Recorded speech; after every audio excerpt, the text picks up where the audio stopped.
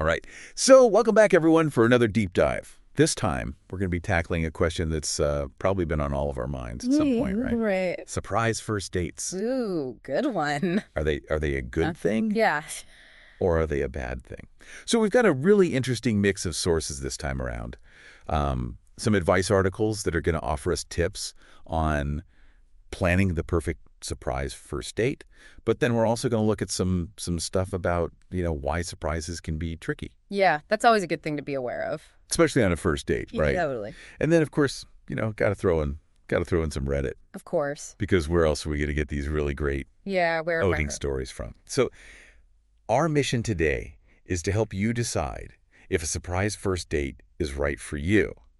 And if so, how to navigate it without making your date feel like they're on a hidden camera show. Right, exactly. I mean, what's so fascinating about this topic is that it makes us think about the balance of control in a relationship, right? Yeah? Even from that very first date. Because surprises by nature are all about one person kind of making a decision for another, Right. Yeah. which can be exciting for some people, but for others, totally unnerving. Absolutely. And I mean, even the WikiHow article that we have, it kind of paints a pretty idyllic picture, suggesting things like Yeah. a surprise picnic under the stars, Ah, okay. or a sunset viewing on a secluded beach. And then there's the Mom Junction article that takes it a step further, suggesting you name a star after your date. Wow. Okay, all right. Talk about setting the bar high, right? Yeah, but I mean, think about the psychology, right? I mean, when we're surprised, our brains release dopamine and oxytocin. These are the feel-good chemicals associated with pleasure and bonding. Okay. And that's why those unexpected gifts or experiences, they can feel so rewarding and create really strong memories. Okay, that makes sense. I can't help but wonder, though, if some of these over-the-top surprises might come across as a bit much. Oh, yeah. No, I totally get that. And not everyone thrives on spontaneity, right? Right. And for some people, surprises can actually trigger a lot of anxiety, especially in the already uncertain context of a first date. Yeah. I mean, remember that Reddit thread that we looked at where the woman was like, I cancel dates if I don't know what to wear. Right. And we can all relate to that need to want to feel prepared and comfortable, especially when we're meeting someone new. Absolutely. And then, we have people who genuinely have an aversion to surprises, right? Right. Like Emmy Snyder, who wrote that article. I hate surprises. Yes, even good ones. Yeah? She talks about how surprises disrupt her sense of stability. It can really trigger her anxiety. And that just shows that you really have to respect individual differences. Yes. For some people, that need for control and predictability, it's really deeply rooted. And it's totally okay. In fact, pushing someone outside of their comfort zone, especially on a first date, could really damage the potential for connection. Absolutely. It's like we're seeing a pattern here already. Yeah. Maybe these, big, grand, romantic gestures aren't always the best approach. Yeah. On a first date, at least, right? Yeah.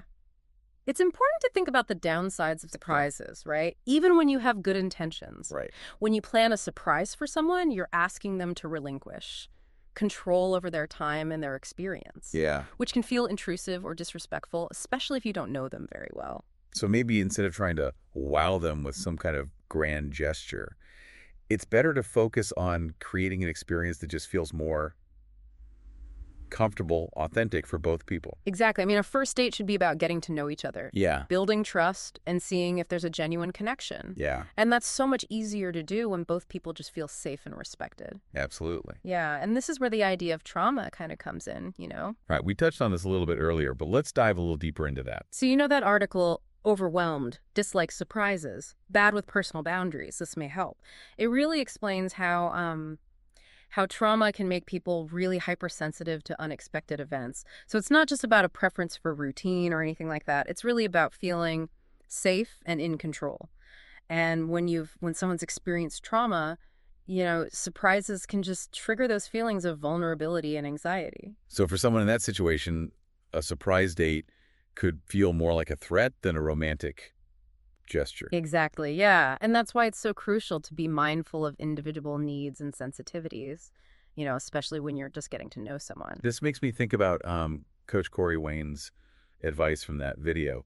He talked about finding like a sweet spot Mm. between surprising someone and also giving them enough information so that they feel comfortable. Yeah, he suggested creating a sense of adventure, but without being overly vague, right? Right. So, like telling them, hey, get ready for a night of dancing and live music, instead of just meet me at this address at 8 p.m. Exactly. So it's more about offering like a general framework without revealing all the details. Yeah, way you're still incorporating the surprise element. Yeah, But you're also respecting their need for some predictability. exactly. And it also just shows them that you're considerate of their feelings, which is always attractive in any potential partner. Right. Okay, so let's say that you're on the receiving end of a surprise date and you're not exactly thrilled about it. What would be the best way to handle that situation? Honesty is always the best policy, I think. Just don't be afraid to express your feelings Mm-hmm. in a kind and assertive way. So you can say something like, hey, I really appreciate the thought, but I'm someone who likes to know what to expect. Maybe we could plan something together next time. Something like that. Yeah, that's a great point. I think it's all about setting boundaries and communicating your needs really early on. Absolutely. And if the other person is receptive to that feedback, it's a good sign that they respect you and they're willing to compromise. Okay, so we've talked a lot about the potential downsides. Are there any situations where a surprise might actually be a good idea? It really depends on the individual and the stage of the relationship. If you've been dating someone for a while and you know that they love surprises, then I think a thoughtful gesture might be well received. Like that reader tip in the WikiHow article. Asking your date's friends for insights into their surprise preferences. Yes, exactly. That's a good idea. Such a clever way to kind of gauge their personality and make sure you're on the right track. And even then, I think it's important to offer options and be flexible. Like maybe you have a surprise picnic planned, but you also give them the choice to opt out if they're not feeling up to it. Right, exactly. So it always comes back to that idea of respecting boundaries and making sure both people feel comfortable and in control. Exactly, because a first date should be about building that foundation of trust and mutual respect, which is hard to do when one person feels pressured or taken advantage of. So if we were to sum up everything we've learned so far, what are some key takeaways when it comes to surprise first dates? The biggest takeaway, I think, is that there's no right or wrong answer. It really depends on the individuals involved and the dynamic of the relationship. Yeah, what might be romantic and exciting for one person could be anxiety-inducing for another. Exactly. So before you plan any kind of grand surprise, just take some time to consider your date's personality, their comfort level with spontaneity, and whether you really have enough information to make an informed decision. And if you're on the receiving end of a surprise, remember that it's okay to speak up and express your needs. Absolutely. Open and honest communication, that's the foundation of any healthy relationship. And it starts from that very first date. It really does. This has been such a great conversation. But before we wrap up, I want to leave our listeners with one final thought. So we've talked about this from an individual perspective. But what if we look at surprise dates from the perspective of the relationship itself? Oh, interesting. Okay. What are you thinking? So a first date is like kind of a microcosm of the relationship. Right. It kind of sets the tone for how you're going to communicate and navigate differences in the future, I see where you're going. Yeah. How does that relate to surprises? So imagine you plan this elaborate surprise date, but your date feels super uncomfortable or even a little bit violated because they weren't consulted at all. That could be kind of a red flag. Right. It suggests maybe you're not so great at reading their cues or respecting their boundaries, Exactly. which are, really important parts of a healthy relationship. Absolutely. And it makes me think about that Reddit commenter who said, surprise first meeting seems like a terrible idea. It does make you wonder about the message you're sending, right? Yeah. It's like, I know what you'll enjoy better than you do. Right, exactly. Which can be a little presumptuous, especially on a first date. Especially on a first date, yeah. So even if you are a big fan of surprises, it might be wise to hold back on a first date.